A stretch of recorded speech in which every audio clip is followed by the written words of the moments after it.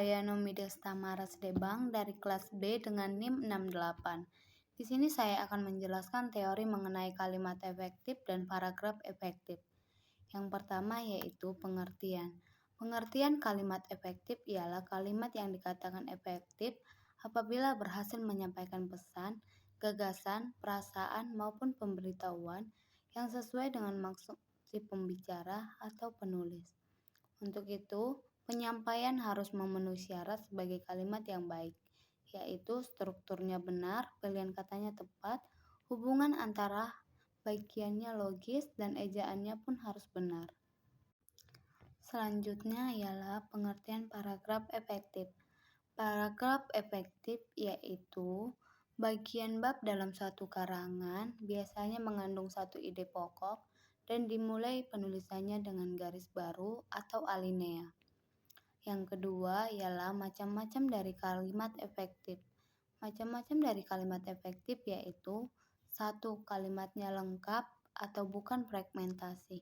Kalimat lengkap adalah kalimat yang dapat mengungkapkan informasi atau proposisi dan makna secara utuh.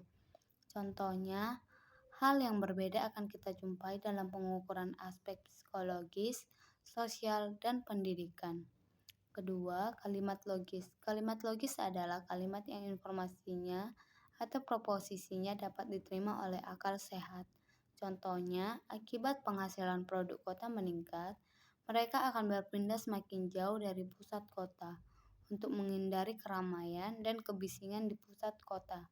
Akibatnya, keinginan untuk menjaga keindahan dan melestarikan fungsinya menjadi berkurang, sehingga memudahkan keadaan pusat kota.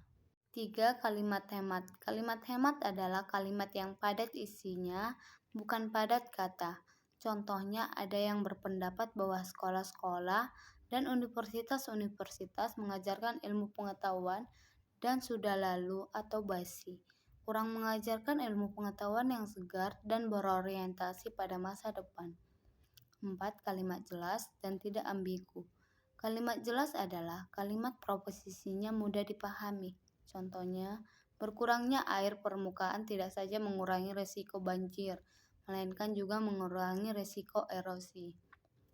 5. Kalimat padu. Kalimat padu adalah kalimat-kalimat yang saling berhubungan satu dengan yang lainnya dalam sebuah paragraf. Dan yang keempat yaitu jenis paragraf. Jenis paragraf isinya berisi tentang paragraf narasi, paragraf deskripsi, paragraf eksposisi, paragraf argumentasi.